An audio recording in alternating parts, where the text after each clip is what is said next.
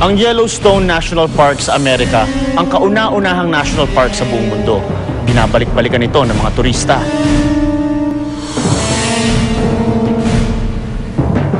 Pero hindi lang mga tao ang bumabalik dahil pati ang sunog pabalik-balik dito.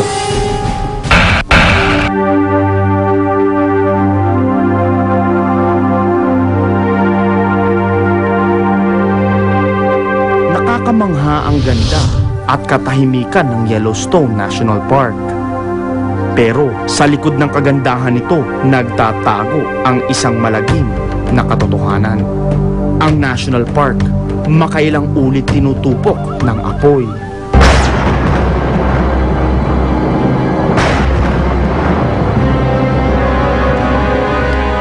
Noong 1988, nawala ang ganda ng Yellowstone. Dala ng matinding tagtuyot at malalakas na kidlat, nagsimulang sumiklab ang apoy sa Yellowstone.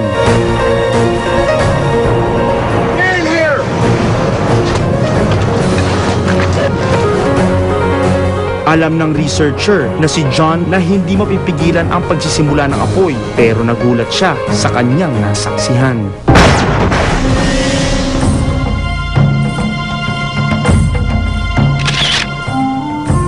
Sa mga nagdaang taon, itinuturing matinding kalaban ng lahat ang forest fire. Pero lingid sa kaalaman ng marami, bahagi na ng natural na ayos ng kalikasan ang ilang sunog sa kagubatan. At para sa ilan, may magandang naidudulot ito sa kalikasan. Briefings last night with one of the rangers and they indicated that something like this happens about every 200 years and it's good for the ecologies. Kaya nagkaroon ng polisiya sa Yellowstone. Nahayaan na lang ang pagliyab ng apoy hanggat walang nasasaktang tao o nasisirang kabahayan. Taloob ng 3 linggo, hinayaang lumiyab ang forest fire sa Yellowstone, pero lumalaganap na rin ito sa ilang komunidad. Nang makarating ang apoy sa Cook City, gumawa ang mga otoridad ng backfire para labanan ang apoy. Pero hindi umepekto ang backfire at nagdulot lang ng panganib sa komunidad. Naghanda na ang ilang residente para sa paglikas dahil patuloy na lumalaki ang apoy. Idineklara na ring wildfire ang sunog sa Yellowstone.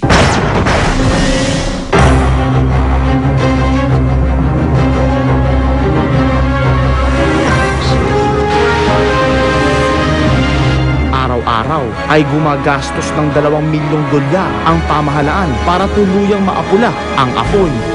Tumulong na rin ang 20,000 firefighters mula sa iba't ibang lugar sa Amerika, pati na rin ang Canada. Gumamit na rin sila ng 200 air tankers, mga dating military aircraft na ginawang pamatay sunog. Iisa lang ang kanilang nais, tuluyang maapula ang apoy sa Yellowstone. Mas naging intensibo pa sila nang magdagdag ng 2,000 tropa ng militar mula sa Washington. Dito, naipakita nila ang kaalaman sa pagpatay ng apoy. Sa ibang bahagi ng Yellowstone, pinutol na rin ang anumang linyang maaaring maging dahilan ng pagsiklab ng apoy.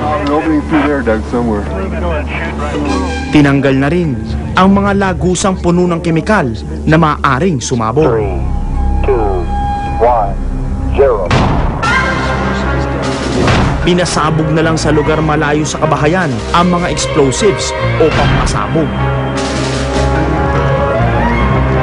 Pero patuloy ang pagkalat ng apoy sa iba pang bahagi ng Yellowstone at upang marating ang lugar na ito, gumamit ng parachute ang mga otoridad. Isa ang smoke jumper na si Eric Hipke sa Rumuspende.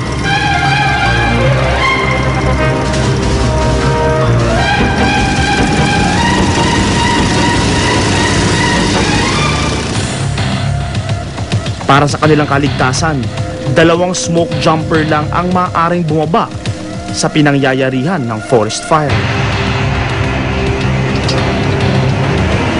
Cover's away. The last pick, we're ready for cargo. Yes, sir! Yes, sir! All right, David! kapag nakalapag na, dito na magsisimula ang tungkulin nilang maaaring maging mitsa ng kanilang mga buhay.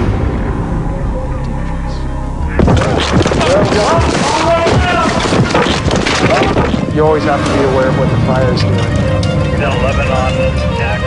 Nakatulong ang mga infrared cameras upang malaman ng smoke jumper kung gaano kainit ang lugar at gaano kalakas ang apoy. Maaari nilang mapigilan ang maliit na wildfire bago pa man ito maging mapaminsala.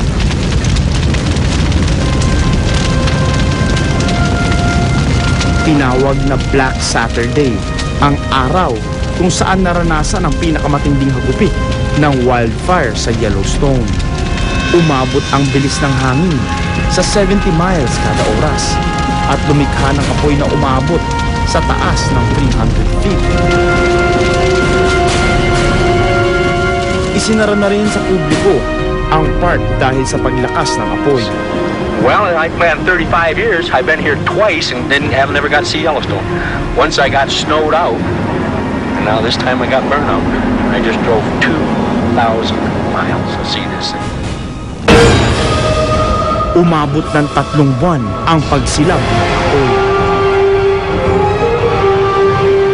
Hanggang sa isang higanting apoy ang muntik ng lumamon sa isang makasaysayang village malapit sa geyser. Binugahan na agad ng tubig at detergent foam ang lugar para kahit papaano ay may maisalba sa kabutihang palad. Kaunting istruktura lang ang nasunog.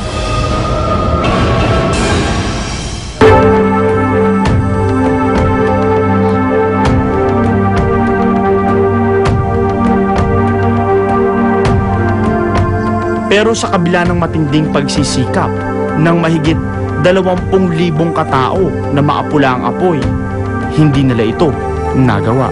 Tuluyan lang namatay ang apoy makaraan ang 3 buwan nang magkaroon ng snowfall sa lugar.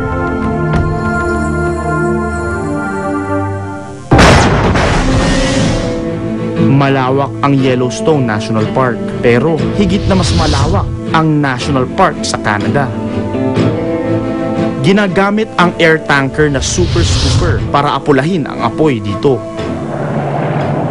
Hindi na kailangan pang lumapag ng lupa ang Super Scooper para palitan ang tubig nito. Sa halip, kumukuha ito ng tubig sa pamamagitan ng pagsipsip ng tubig sa open water na umaabot hanggang halos 2,000 galon. Sa loob ng 1 oras, kaya nitong makagawa ng 30 magkakahiwalay na air drops. Malaking tulong ang mga air tankers para tuluyang maapula ang apoy. Gayunman, kailangang harapin pa rin ng mga bumbero ang lumalaking apoy sa lupa. Bilang pinakahuling proteksyon laban sa apoy, ginawan ng shelter ang mga firefighters na gawa sa aluminum at fiberglass cloth.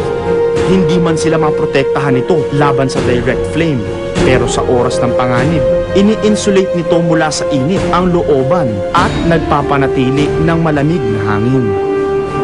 Tinatayang nakaligtas na ng 270 bumbero ang mga ganitong shelter. 6 na taon matapos ang trahedya sa Yellowstone.